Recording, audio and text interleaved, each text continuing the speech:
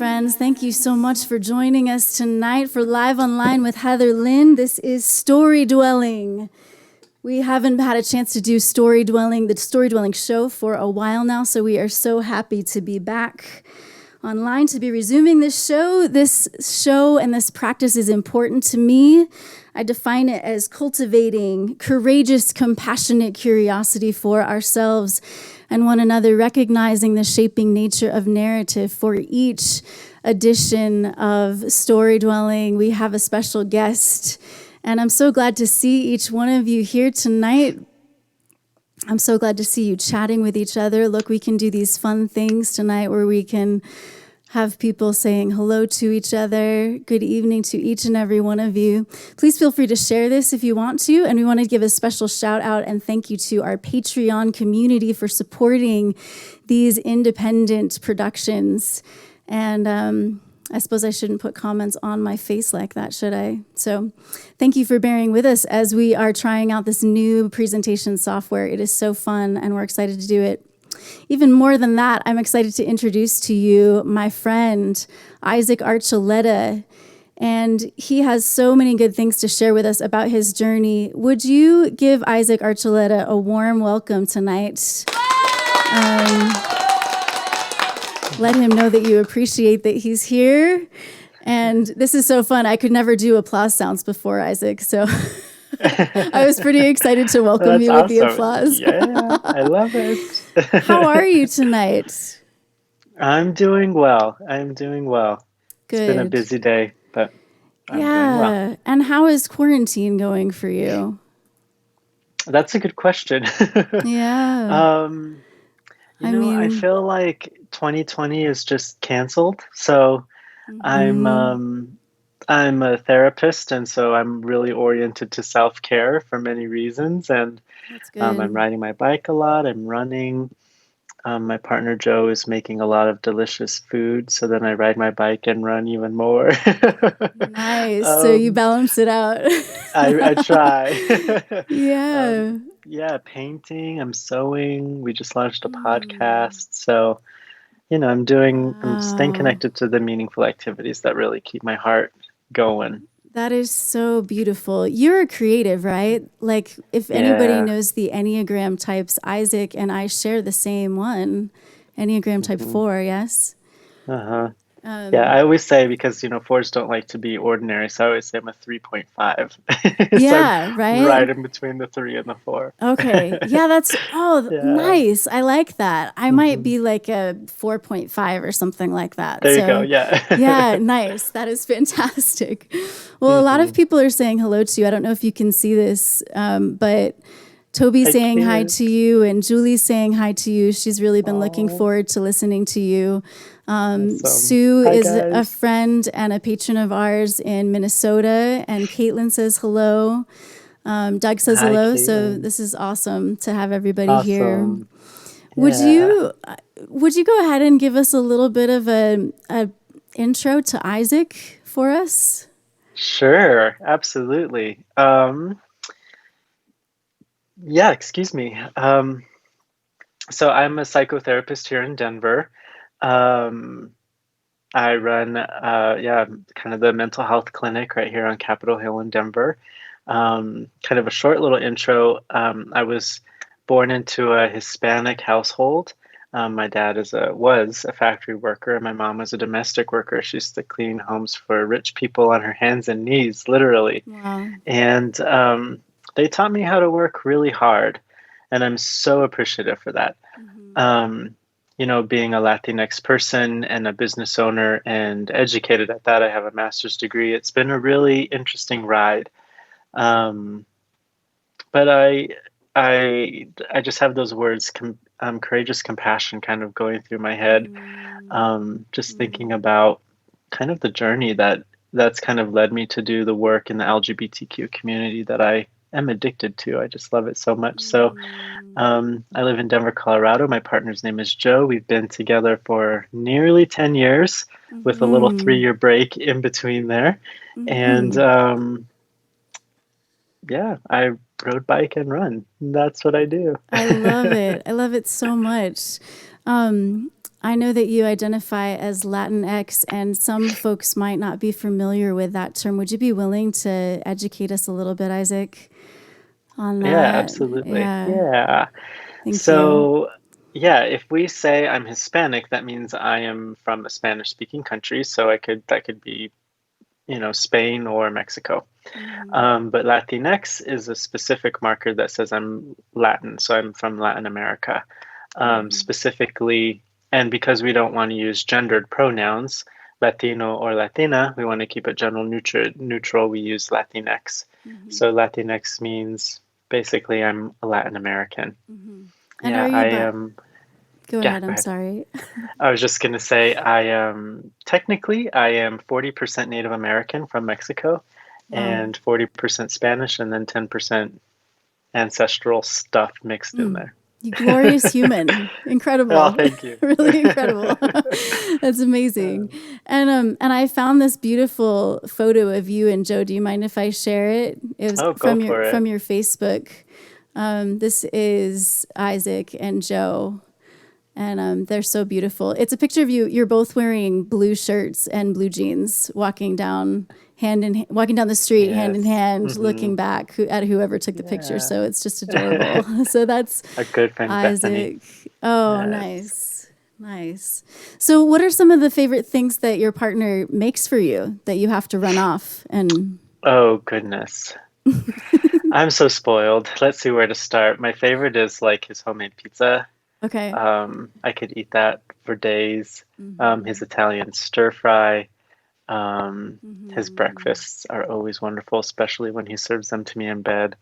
Um, he's he's great. His chocolate chip Wow. cookies are amazing. Oh my. He's Wow. a talented little chef. Yeah, My. That sounds very delicious and like he's he keeping you does. well and keeping your spirit buoyed during Exactly. quarantine. Yeah, for sure. That's awesome. Yes, for sure. Wow. Well, will you take us back a little bit to your upbringing and kind of flesh that out for us a little bit more?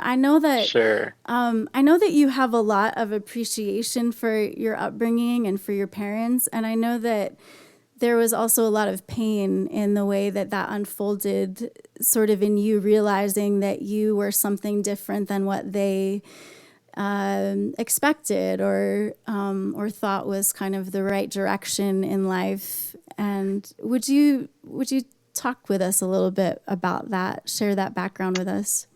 Absolutely. Yeah. So my first little house is it's still standing. It's this little one-bedroom apartment in Commerce City.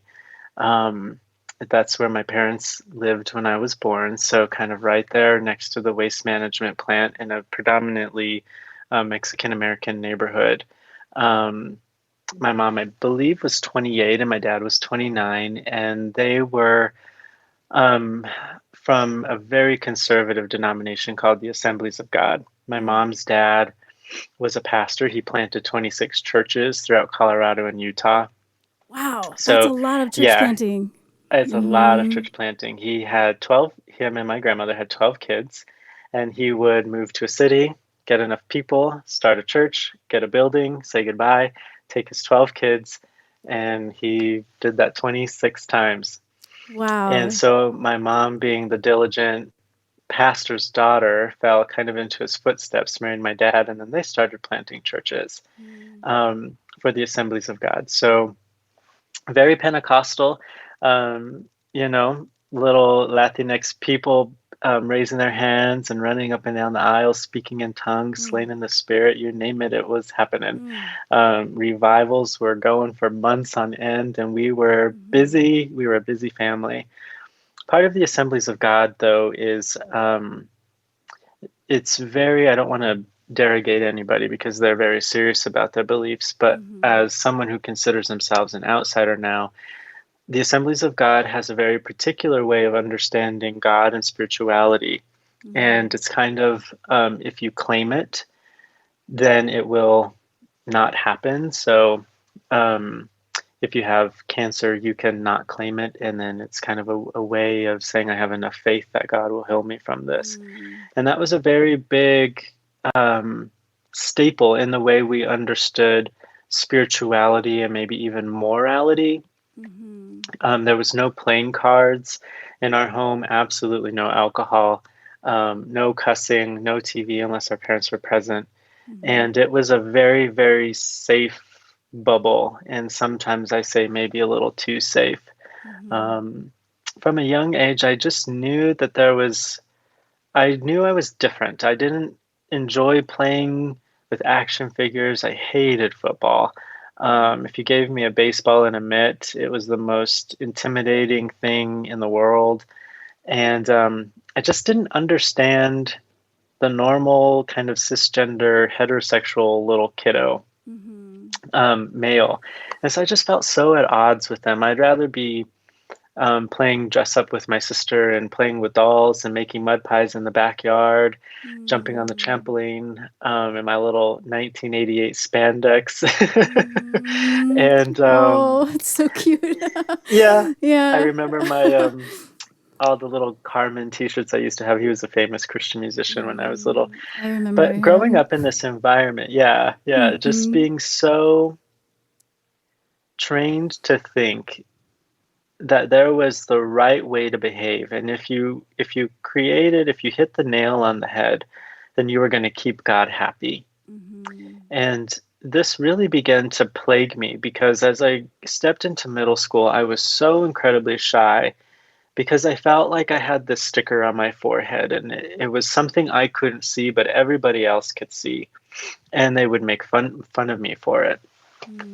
Words like gay or homo or faggot, or in the Spanish culture, it's kind of a curse word. Can I curse on the? Okay. Is that okay? I do, yeah.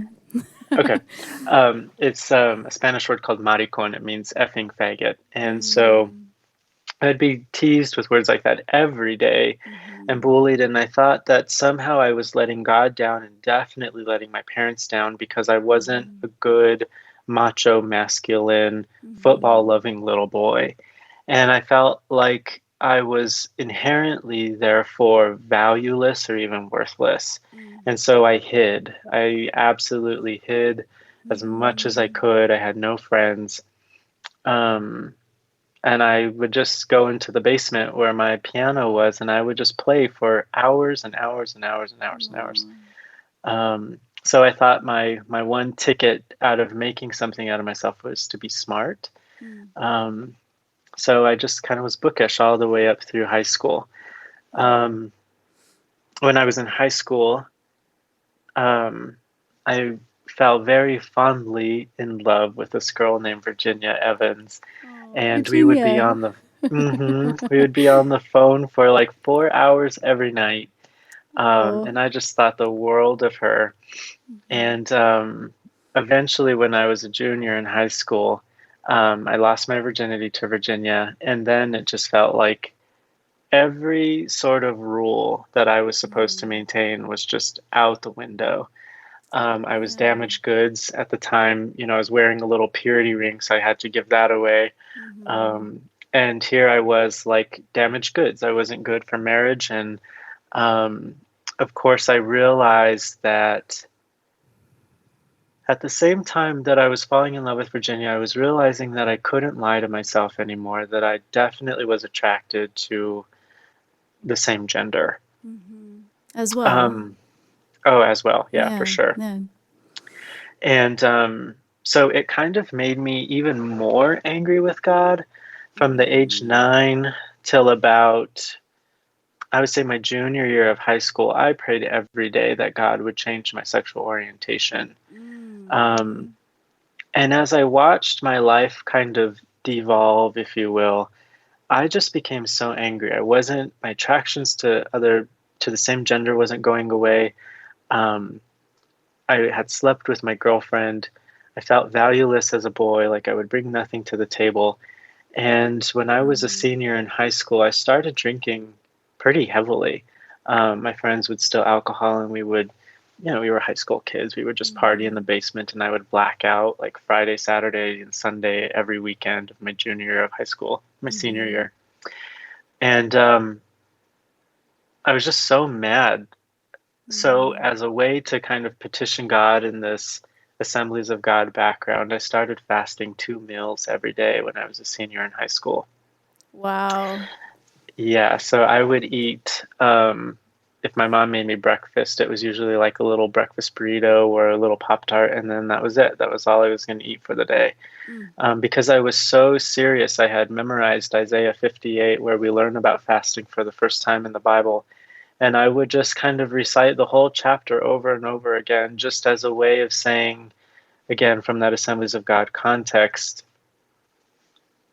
I am so sincere, and if my sincerity and my performance is spectacular enough, will have no choice Mm. but to give me the desires of my heart. Mm.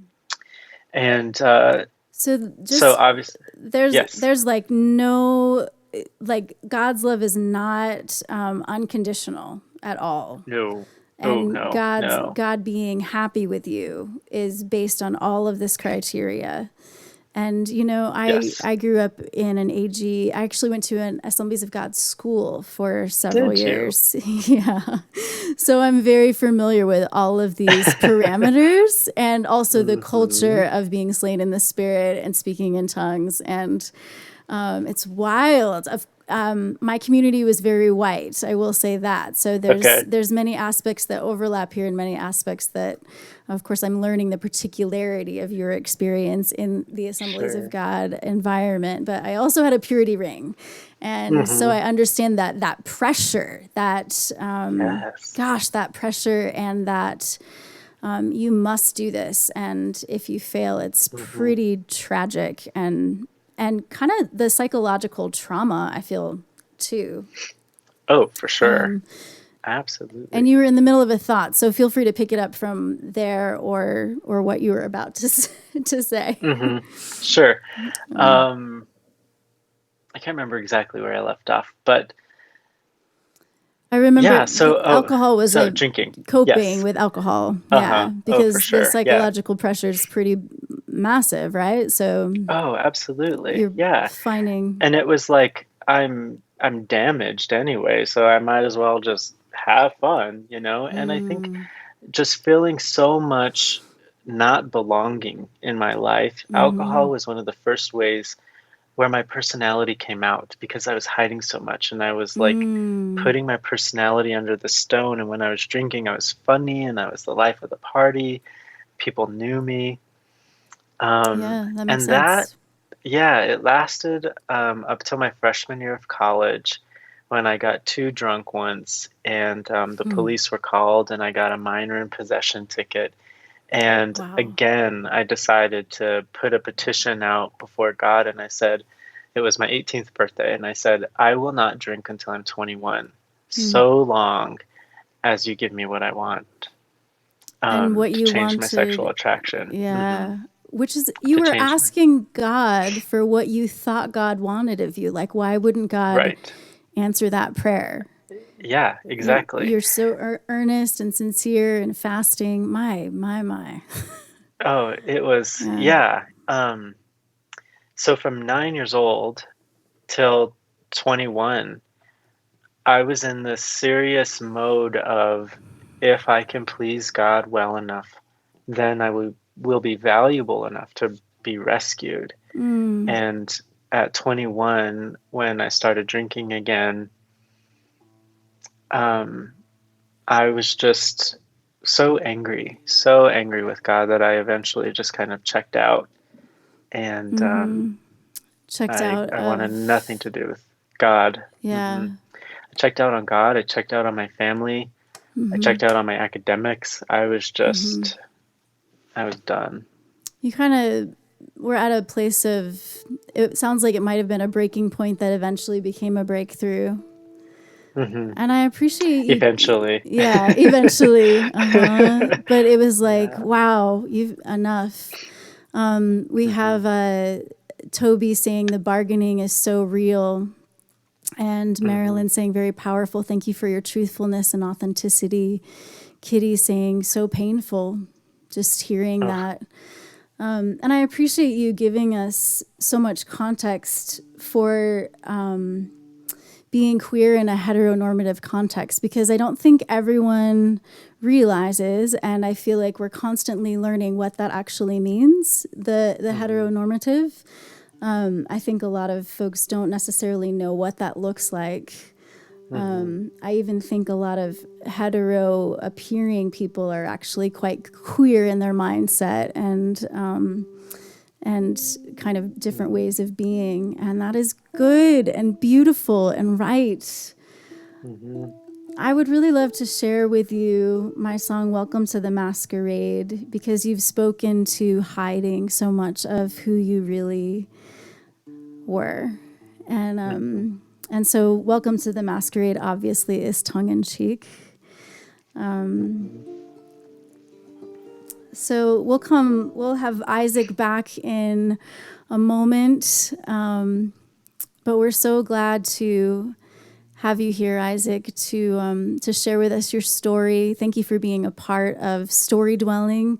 Storydwelling is the name of this talk show, and it also is for me an idea and a practice that I want to invite our viewers and our listeners into, to cultivate courageous, compassionate curiosity for ourselves and one another, recognizing the shaping nature of narrative.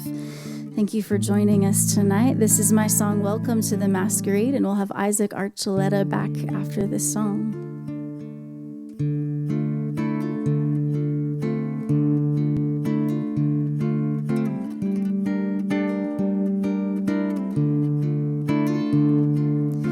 Painted lips of glossy red, never mind the things she said. Glittering eyes sparkle in the night. Give us all enchanted sight. Welcome to the masquerade.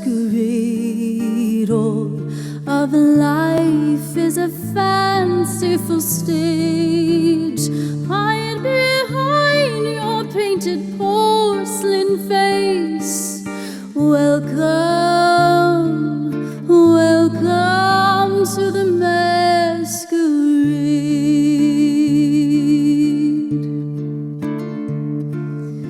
Feathers colored silver and gold, eyes wide shut, the phantom of the show.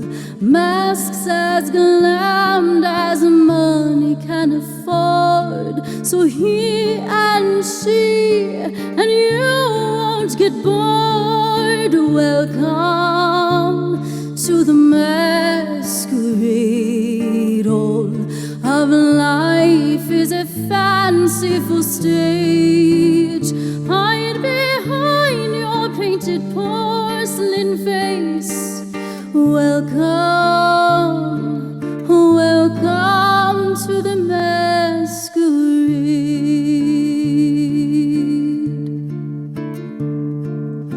Ooh,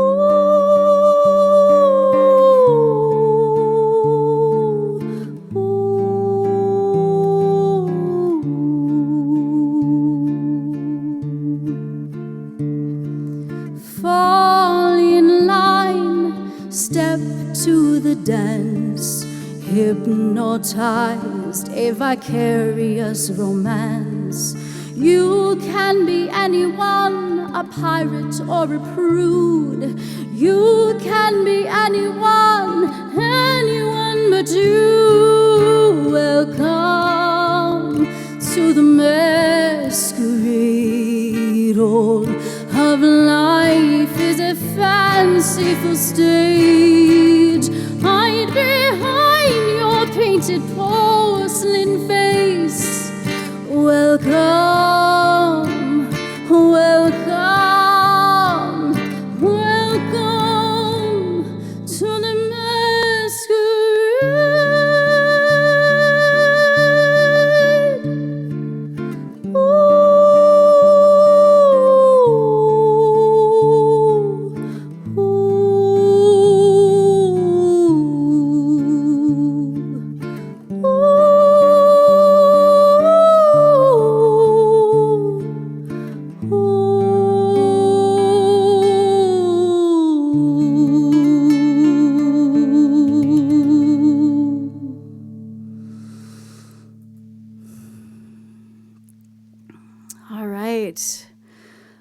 Welcome back, friends, to Storydwelling live online with Heatherlyn. Tonight we have our friend and guest Isaac Archuleta, who is the founder and director of the I Am Clinic. I'm going to say that's the first premier therapeutic clinic for the LGBTQIA community and their religious parents. Do I have that correct? Mm-hmm. And I actually see a therapist from the I Am Clinic, and I am so grateful for them. They're stellar every time we get together, me and Jamie. Even if I don't have something in particular on my mind, as we sort of recap and move along, there's always something I get to go deeper in, something more nuanced or another layer to pull back. And I'm just so grateful for the work that they do with me.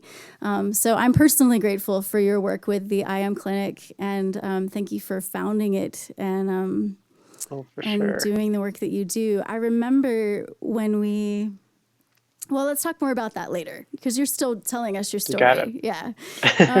I will say, I do believe my definition of a true guru is someone who has been true to their path, and then you discover your own path of healing, and then you share that with others. And I feel like that's what you're doing, Isaac. So I'm so grateful for your presence in my life, in my world, and in our world, to help so many people heal from the harm that can come from religious dogma. I'll also mention that what I mentioned to you before we got started, the very first song, Soul Nap, is actually a song that I wrote about getting free from religious dogma. Just when I finally started to realize it is each and every one of ours, our birthright, to live authentically and to live happy. And I'm so grateful that you are living into that truth, like hardcore, man. Yes.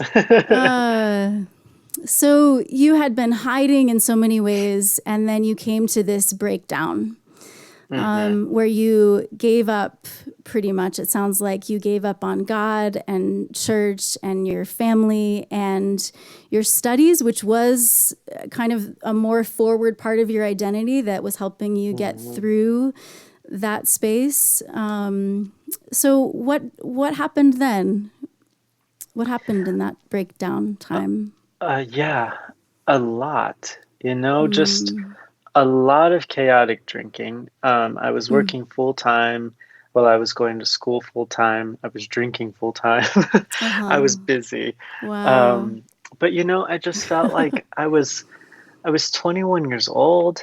I was a little Hispanic kid from Commerce City in Southwest Denver at the #1 most white school in the nation. In 2001, when I was 18, it was the #1 most party school in the nation. We had 5 frat boys dying every weekend. It was a mess. It was a mess.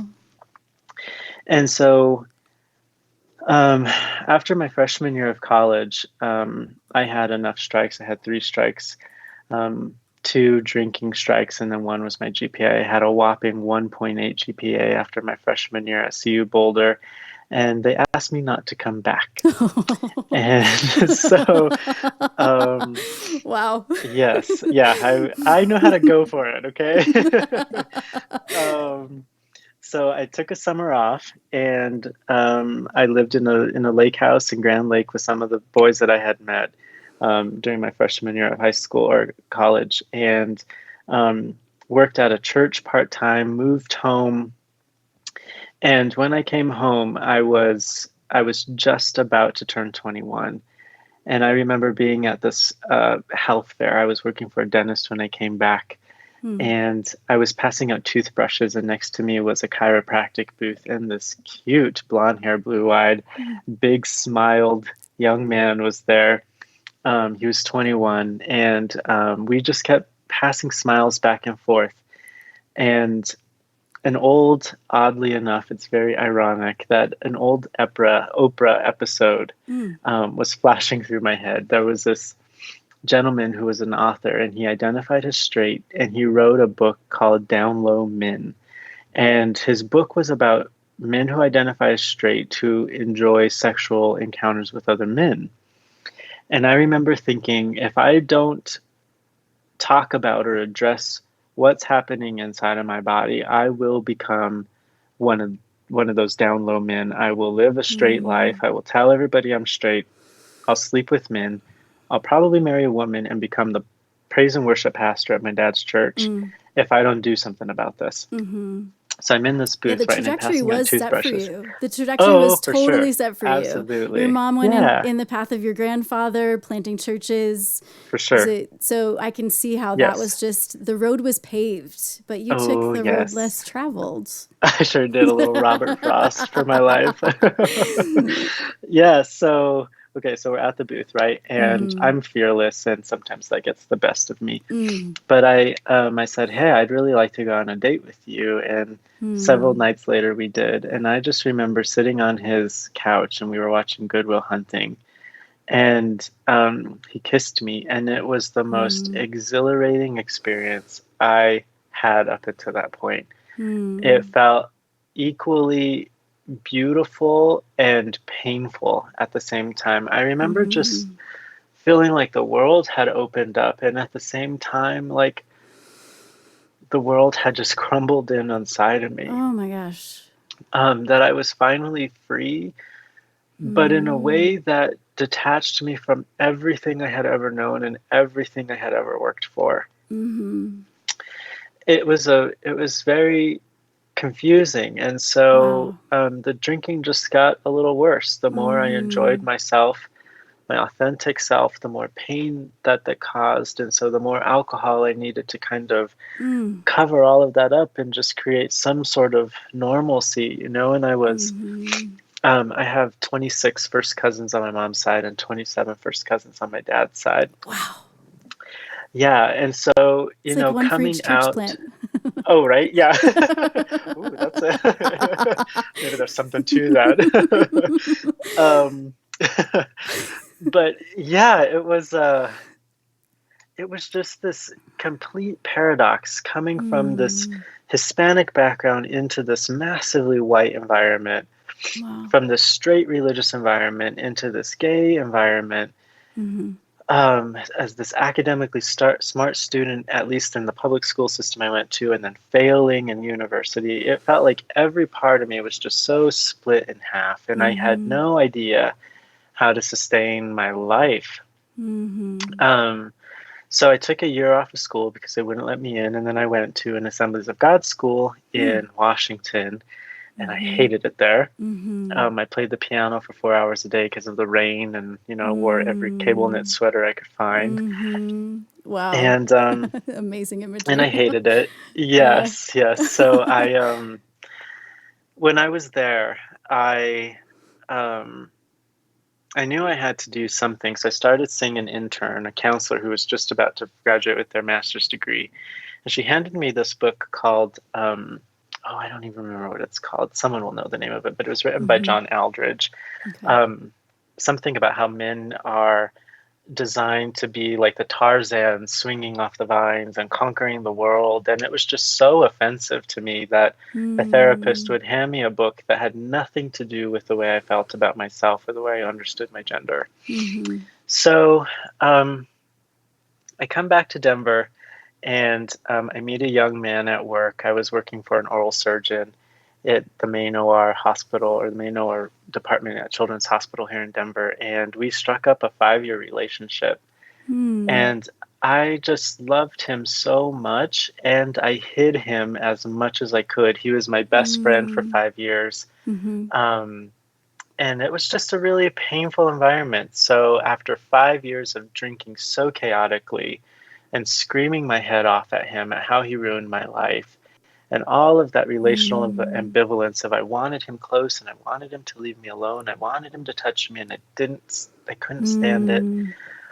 Sounds like One more time. Go ahead. Sounds Yeah. like a disorganized attachment style, Oh, potentially. girl, for real. Yeah. Yeah. No, through and through. Yeah. Oh, so Yeah. hard for So both of you, hard. I'm sure. Oh, for sure. I took him through the ringer. And I thought, again, the best way was to leave behind my authenticity and dash to a Christian something to stay protected. So of all the places, I chose New York City, and I went to work for a very conservative mega church right in the middle of Manhattan. Wow. And I ran their counseling ministry program.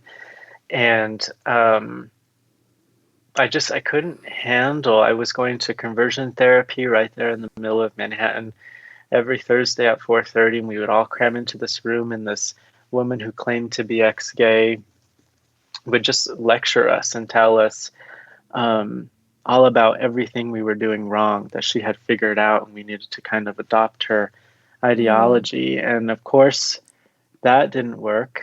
I was it was a Tuesday morning, and I had just turned 25, and I was up in the balcony of this huge theater right in Times Square. And I remember looking down at the altar and saying, God, I'm giving you one last chance. If you don't change my sexual orientation by me going through seminary, I'm out. Like, I am totally done. So I pack up my bags one more time to go to a Christian institution that I thought was going to heal me. And I tried everything. I was in conversion therapy. I was going to a conversion ministry, 2 of them. And I was sitting in the library of the seminary that I went to, literally scouring every journal article, every piece of research I could find that would tell me something about gender, sexuality, and human development, because I was destined to figure out what was wrong with me. Seminary was probably the best season of my life, but also the most challenging. I was drinking like crazy. I would go to clubs, and I felt that somehow I could muster up some sort of sensation of being valuable by getting someone on the dance floor to take me home. So I would drink as much as I could to numb out, to just feel valuable for a quick second. And life was so chaotic. I would drive drunk one time.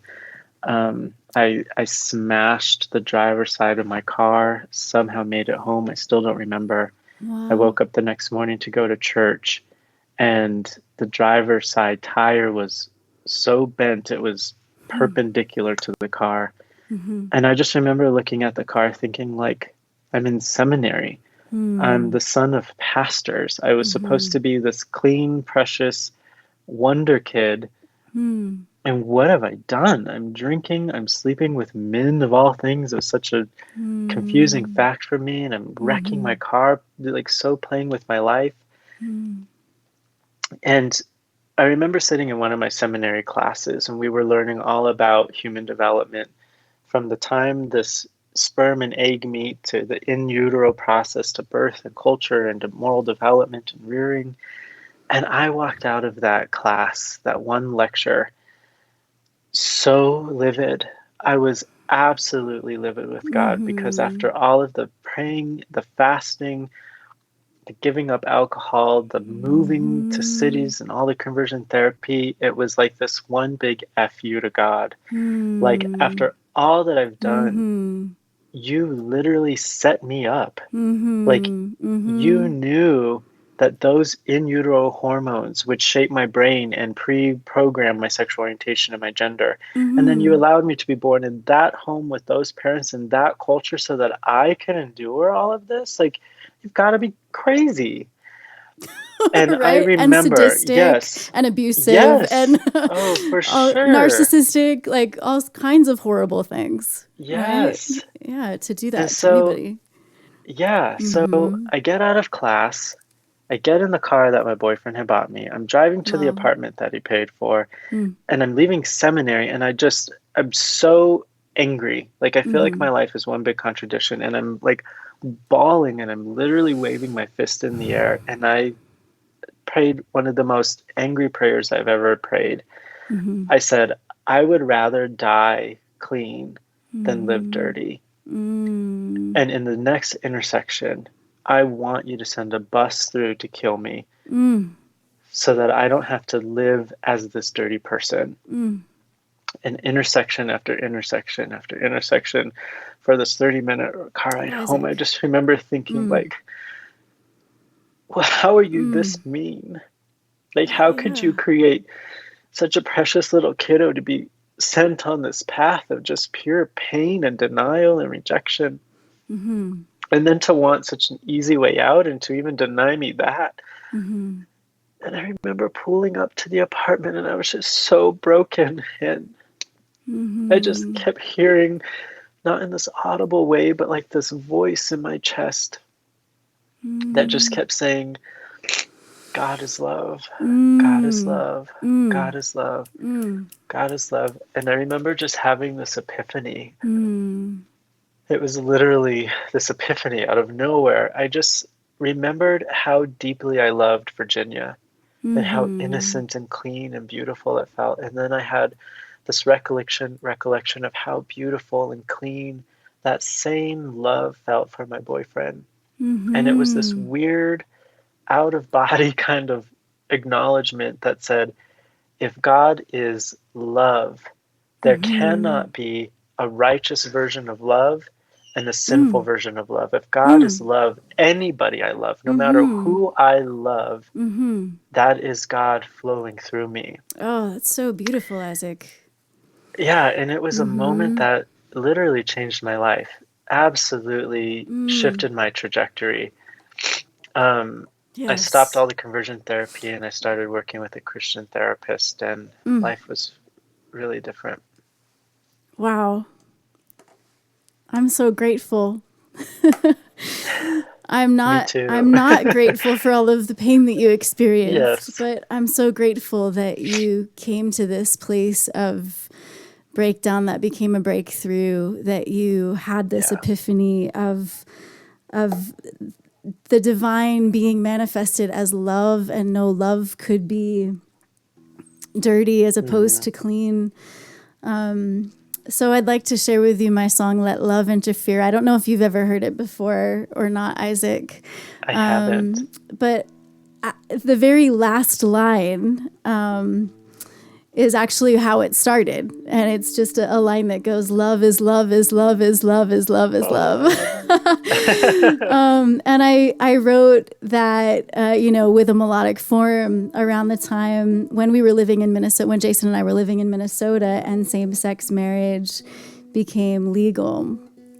And so that's essentially what this song is about. And I've also interpreted it as an Emmanuel song or an incarnation song, that love can sometimes seem so inconvenient and scary, terrifying even. And yet love is exactly what we need to hold our fears, to heal, to lean into our truth and our holistic authenticity. And I am just so blessed to be a witness, to hear your story. And maybe after this song, would you share more with us about how you let love break into you and take over and change you? Okay. Absolutely. And heal you. Okay, so we're so grateful to have Isaac Archuleta as our Storydwelling guest tonight. Storydwelling is my talk show, and it's also a practice of taking a posture of deeply listening and cultivating courageous, compassionate curiosity for ourselves and one another, recognizing the shaping nature of narrative. Here is Let Love Interfere.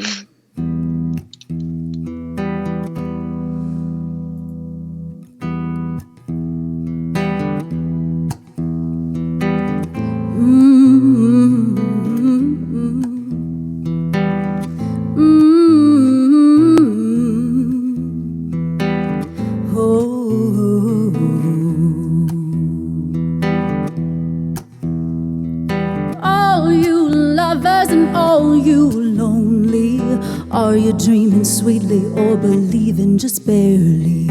All you devoted and all you disillusioned, if you're wrapped up in romance or caught in confusion. Whoever you are, wherever you've been, your heart might be fractured, but it hasn't met its end. Feel it throbbing for a hope, a change. Time to throw down the pretense and all that's feigned. You gotta interfere. Soothe and heal. Hold your hopes and calm your fears. Let love interfere.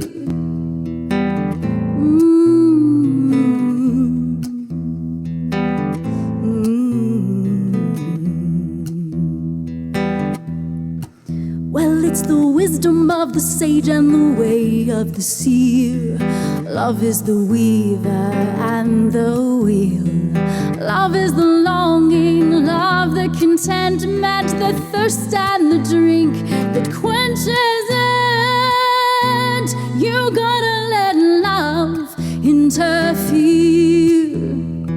Soothe and heal.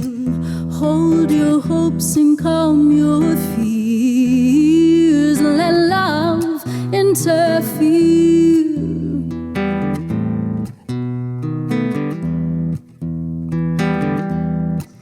Oh, I gotta let go, release my resistance. The channels of my heart are clear. I gotta let go, release my resistance. The channels of my heart are clear.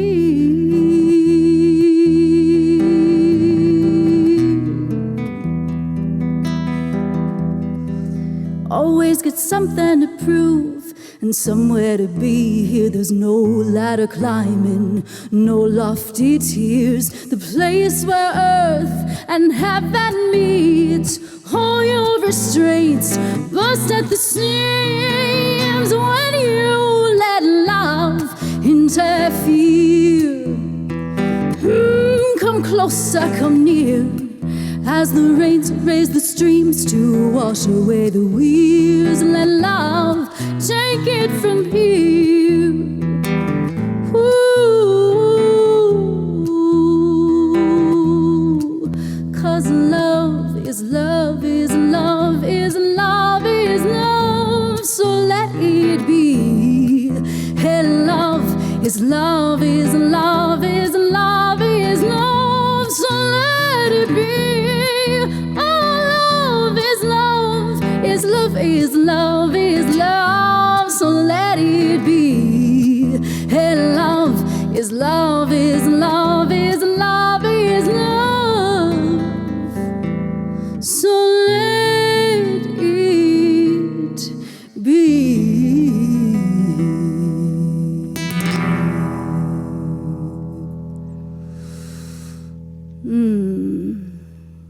Let love interfere, my friends. Please let love interfere in your lives. However she shows up, let love interfere. I'm Heatherlyn. This is Storydwelling and the Live Online with Heatherlyn series. Thank you for joining us tonight to listen deeply to the story of my friend, Isaac Archuleta. I am blown away by your story, man, and you tell it so well. And we've had a couple people chime in, and I just want you to hear. Jody Mason says, this is my favorite Storydwelling conversation so far. So cheers for making it in the top. Yes. And Julie says, oh, Isaac, I so feel you right now. This info is so precious and necessary for so many of us to hear. Caitlin gave some finger snaps. And Toby simply says, yes, all caps. Nice. And there's some other longer, even like paragraph long comments in there. So maybe afterwards, if you want to check those out, just how people are jiving with you and resonating with you and reflecting on their own experiences of kind of religious oppression. Which so many people don't realize that we actually do experience religious oppression in this culture, in this country. Because we're always so much talking about religious freedom, but you had to mine through a lot of religious dogma to find that freedom and that liberation, and you are finding that liberation. So what does that look like for you? How did you let love interfere instead of all of the ways that you felt that you needed to push love away because you felt it wasn't aligned previously?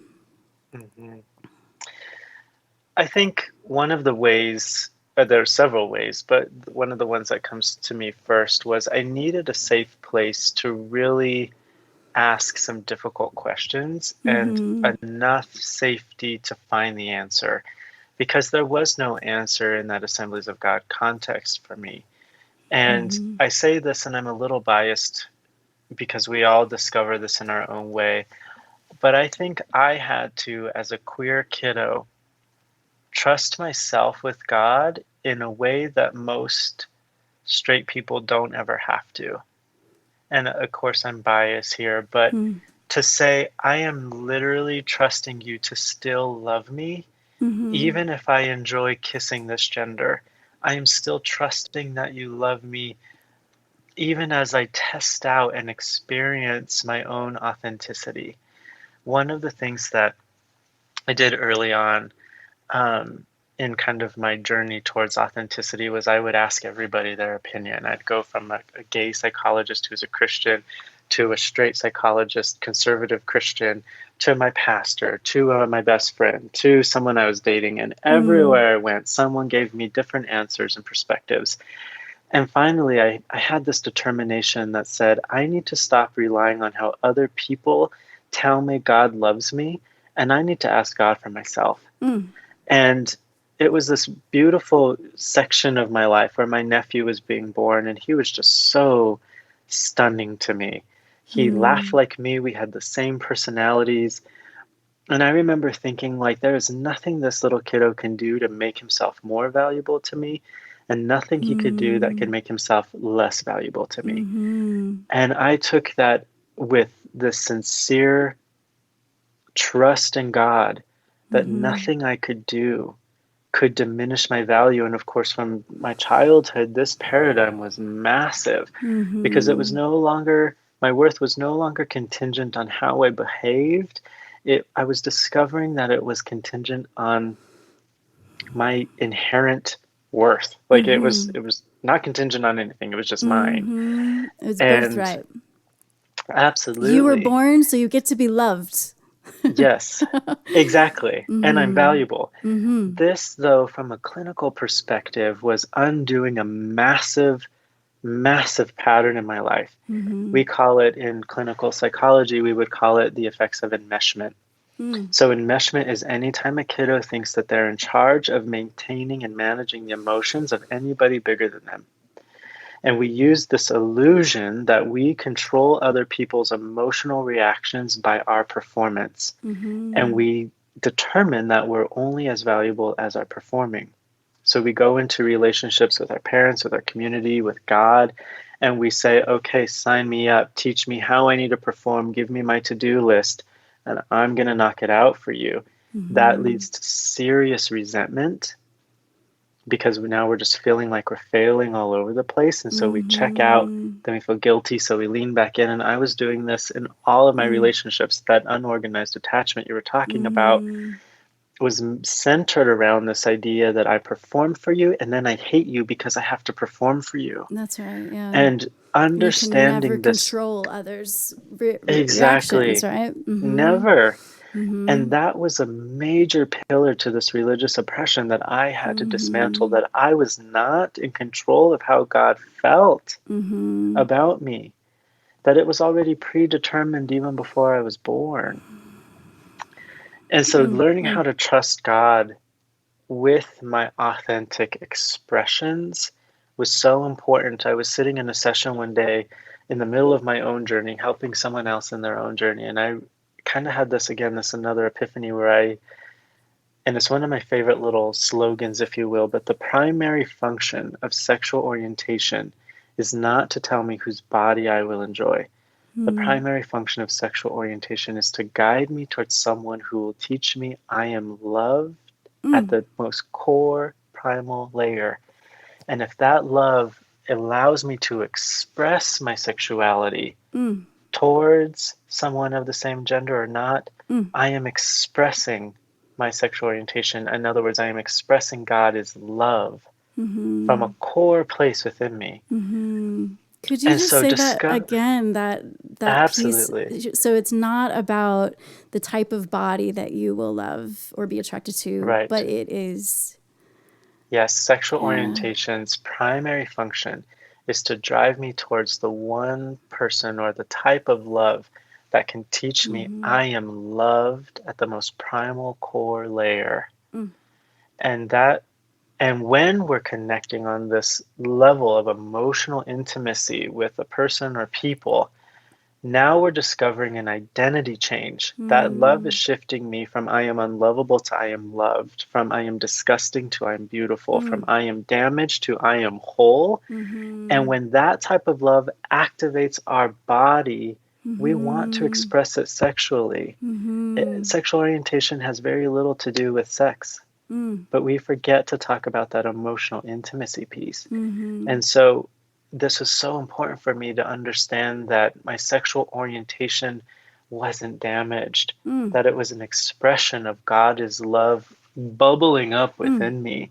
And that was so revelatory and reparative for me. I mean, it was just sewing broken pieces back together in a way that I never thought I could experience.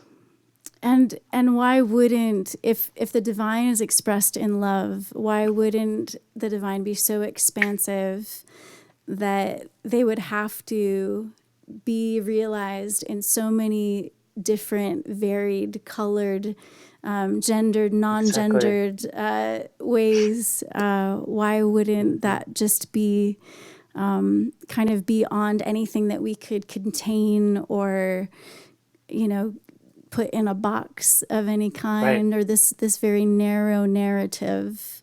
I'm so grateful to you because I feel like you are doing what story dwelling is about for me in terms of the narratives that you were given about your sexuality, about your humanity, really, and the ways that you express yourself. And you had entire paradigm shifts. And now you have a new narrative informing you. And it's just really fucking beautiful, my friend. Thank It's you. really fucking beautiful. So we are now past our hour. I have one more song that I'll wrap up with, but before I do that, I would love for you to share with us a little bit about now what you have developed that really is the next chapter of this story that you've been telling us. For sure. How you are helping others who have had a very similar journey find healing and wholeness. Yeah, absolutely. One of the ways I think is to be very bold with the way that I love, to let it be seen and to let it be known. But when I was first in the stage after graduate school, I couldn't find anybody who could understand people like me and work with my parents. And so I decided to start I Am Clinic as a resource for religious kiddos who were coming out to their religious parents. And we exploded. I was full time in 9 months, seeing more than 40 clients a week, and I Am Clinic kind of just evolving. And as I became more confident and steeped in the truth that I was discovering about myself, I specifically wanted I Am Clinic to be known as a safe haven for the LGBTQ community, where we can really give people the freedom to discover their own story, so that at I Am Clinic, they don't have to go from one psychologist to another one to their best friend, that they know that whatever is their authenticity has a safe place to come out.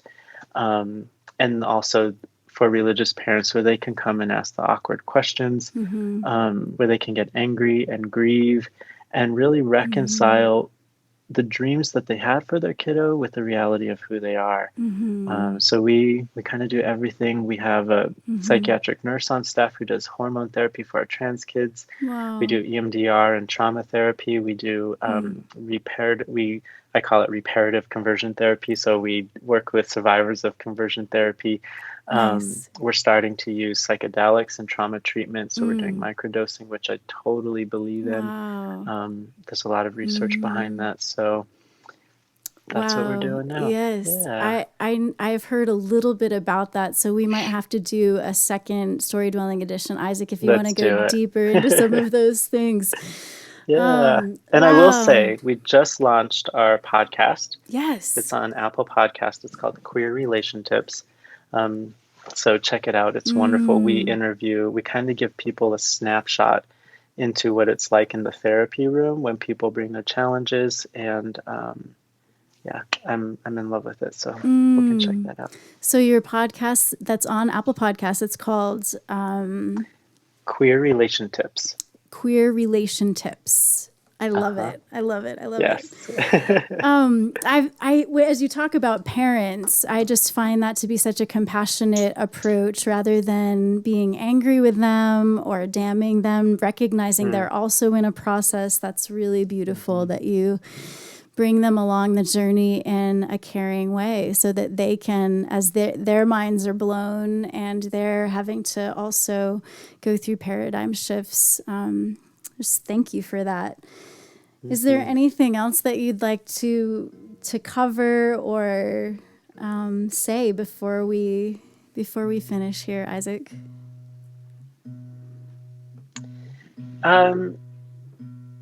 I think just real briefly, I feel like I just want to say this. Like, I think one of the hardest things that I've ever had to do was let someone love me unconditionally. And so I love that we are relational people. And I just want to say that you've said it many times in each song, but be courageous. Let love change your identity. Oh my gosh, thank you so much. And I feel that you have illustrated for us with your story the narratives that hold us back from letting love change our identities. All of these things that were ascribed to God or the divine were actually patriarchy and heteronormativity and whiteness too. I think would you agree with that? Yes. Yeah. So all of these things that so many movements in our world we are trying to dismantle and deconstruct the white heteronormative patriarchy, and you spoke to every single one of those narratives tonight, which is what story dwelling is about. I think to recognize how those narratives shape us, and we have to identify that before we can write the narrative with our lives that we are really destined to or really desire to. All right, so you can see isaacarchuleta.com and iamclinic.org on there. Please check out. Isaac, actually, I visited your isaacarchuleta.com today and saw a really cool video on there that it seems you recently did for Pride this month. Is that right? Yes. It looked really fun. A friend of yours interviewing you. It was a beautiful video. So I just want to encourage you to check that out, you all, and check out, Toby has actually included the queer relation tips hyperlink in the comments, so that's awesome. Jason included the podcast.apple URL, so that's awesome, Jason. And then just a couple more comments. Toby said, this was so amazing. They have a really similar story. And then Sue said, thank you so much, Isaac, for your vulnerability and telling your story. It's been a real gift. Yeah. Absolutely. And I wanted to thank you as well for your vulnerability and your courage, my friend. Oh, so good. Yes. Please join us in 2 weeks. Next week, we'll still do Wednesday evening, and we will we'll have music and meditation next Wednesday evening. And then in 2 weeks, we will have Carrie Connolly, who is the author of Good White Racist, and she's a friend of mine, and I think we're going to have a really fiery conversation. I think it's going to be awesome, addressing what whiteness does to actually each and every one of us. So please join us on July 8th for a conversation, a story dwelling conversation with Carrie Connolly. And so, Isaac, my friend, I'm going to wrap up with a song, and so would you stay on the call for a moment while I do this song, and then I'll wrap up the live stream, and then we can just talk for a couple minutes if you like. Absolutely. All right, so let's thank Isaac. Give him a little love. Thank you. Yeah, thank you. So thank you, friends, for joining us for Storydwelling, cultivating courageous, compassionate curiosity for ourselves and one another. Thank you to our Patreon community for supporting these. If you'd like to be a part of that, please check out patreon.com/Heatherlyn Music. And we will wrap up tonight's Storydwelling edition with a cover, Seasons of Love.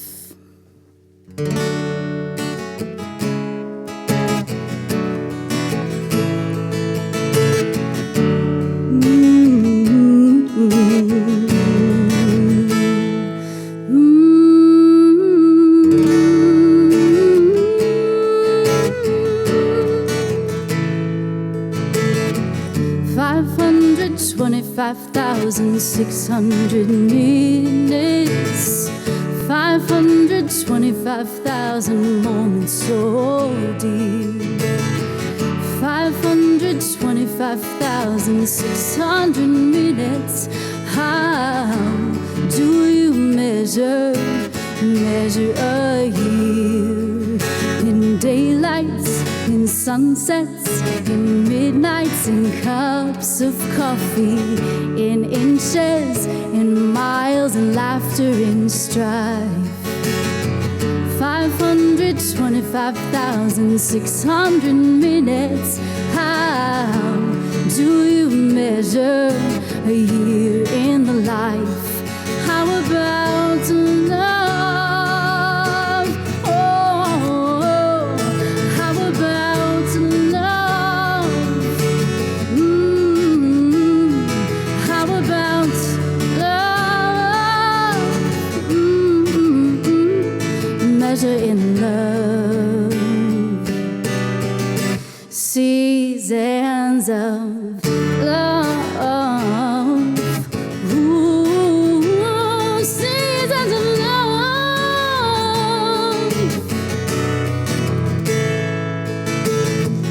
525,600 minutes. 525,000 journeys to plan. 525,600 minutes. How do you measure the life of a woman or a man?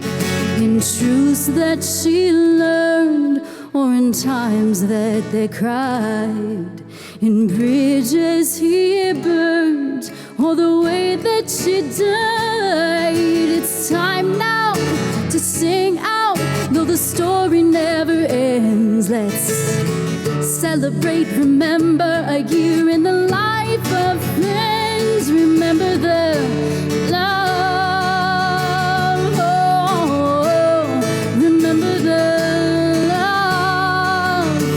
Oh, remember the love. Oh, measure in love. Seasons of love. Oh, seasons of love. Oh, measure your life. Oh, measure in love. Seasons of love.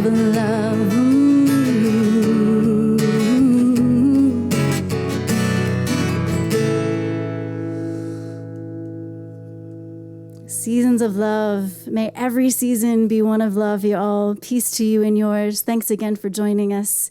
See you next time.